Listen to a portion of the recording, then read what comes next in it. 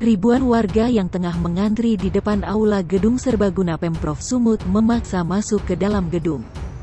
Bahkan warga menjebol pintu besi yang membatasi antara gedung dan warga. Terlihat petugas kewalahan membendung ribuan warga yang terus memaksa masuk. Sementara itu warga terus merangsek masuk ke dalam aula. Bahkan ada warga yang nyaris terinjak karena terus berdesakan.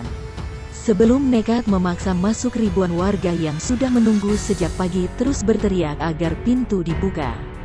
Tak lama berselang warga mulai rusuh. Mereka saling dorong,